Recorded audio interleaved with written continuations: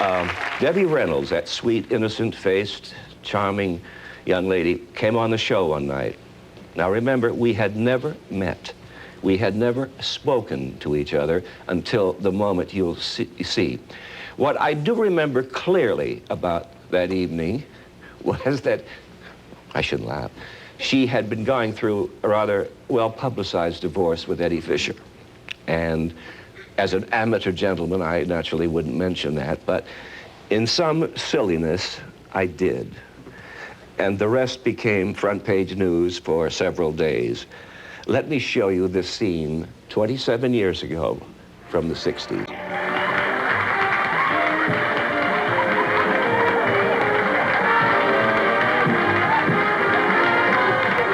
You like a well-built Jerry Lewis. He's a very good dancer. Ooh. So you are very good. Beautiful. I never knew she was this beautiful or attractive. I knew you were attractive, but I mean, what a build, as they say. Yes. It's a new call. Do that. Yeah, man. Were you this rough on Fisher?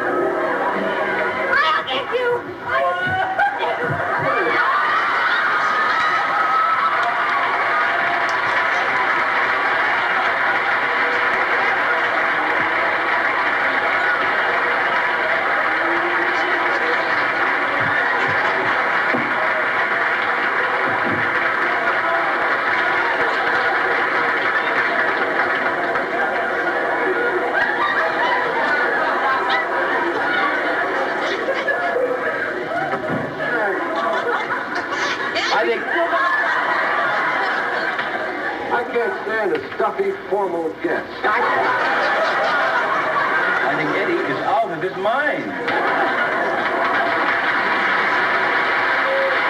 I will tell you, she is the funniest lady I know, Debbie Reynolds.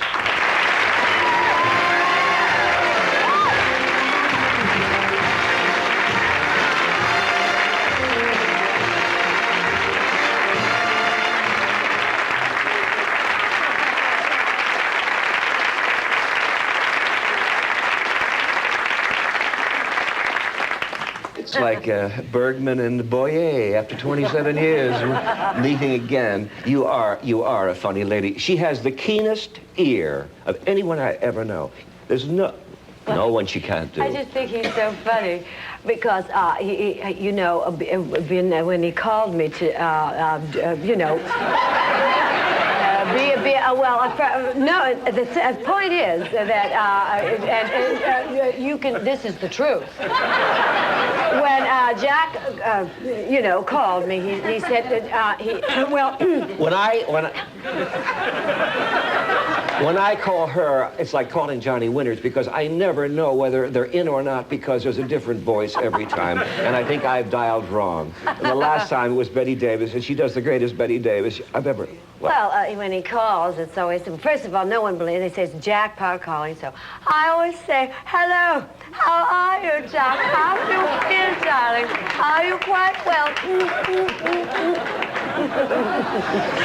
I wanted to come on here and grab him and, you know, kiss him and throw him on the floor again, but after all these years, I'm supposed to be more ladylike, so I figured, you know what the hell. Well, I mean, you got a class up at my age, you know, Jack. You have a lovely navel. Did you know? I mean, that's more than I... No, see, I have these dresses designed because they just... I just show the one leg now, because, you know... Well, I think it's enough. I mean, why show both? You know, everything else is shot. Oh, I can't believe it. You're involved in a strange way in my marriage, in that... Now, well, wait, hear me out now. I am not a big believer in pantyhose. I think it's a turnoff. Now, a lot of men agree with me. I mean, if you're a bank robber, okay, but I mean, Over your head. my wife goes prancing around in pantyhose, and I said, why don't you wear a garter belt like Debbie Reynolds? And my wife said, and how do you know that Debbie Reynolds? Well, I have a very clear view of the garter belt, and I thought it was so attractive, and I wish Miriam would. When did you get that view? Well, if you watch the monitor, I found this the other day. Okay. Show it, please. Why don't we undress you? No, don't do that. Now, you see it? That's terrific. Well, let's take another view.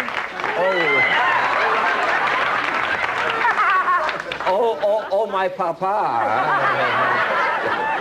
Listen, yes, Jack. What? Do Well, Katharine Hepburn. Do Katharine Hepburn. I really would be happy to do Catherine if you'd like to hear it. I mean, it all you have to say. I really love her. You do. I love Katharine Hepburn, and so I never like to make fun of a great lady. No, we're not making because I fun. don't ever make fun of her. That's the particular sound. All these ladies have these fabulous voices. Betty Davis, Hepburn, Mae West. I love Mae West because, you know, Mae West, the way she spoke was because she never raised her top lip. You know how we smile like, hello. She kept... And then she lowered her voice. And she rolled her eyes. What about Barbra Streisand? Well, sure. Well, I mean, Barbra Streisand has another way of talking because, you know what I mean? I mean, it just depends, you see what I mean? Well, after all, she's a superstar. Because, you're a superstar. Can you do, I know a famous story you do about Jimmy Stewart. Well, because, you know... Does he stutter? Well, yeah. We were doing a film together. Do you think he stole it from me? Well, you're the right age. I think we were doing a film called How the West Was Won, and it was a Cinerama. You know, the old camera in Cinerama was, you had to stay in back of this camera because it shot everywhere. And it was cloudy, and we couldn't get the shot because we couldn't get any sun that day. So we all told stories for 2 hours. I mean, Carl Malden and Agnes Moorehead and Carol Baker and Duke Wayne and everyone is, and all the extras are in a circle. We're all telling jokes. We're out of jokes. It's 2 hours later. So he leans over and says, are you all out of jokes? So we said, well, yeah. He said, he pulls up his chair. He says, I have a little story for you. It's the story of this man, and he's walking his dog,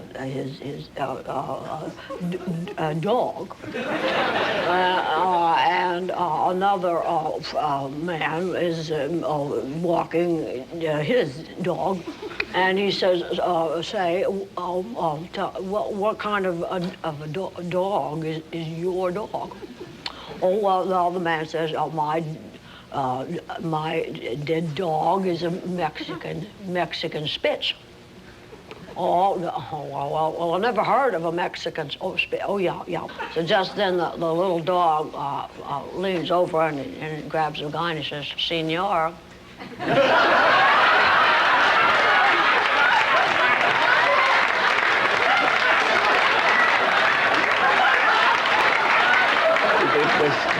I think we should repair to the restroom and get ready for the next things that you're going to see. Whatever that Let's is. go talk to Dr. Roos, whether we can moon. Nice kid.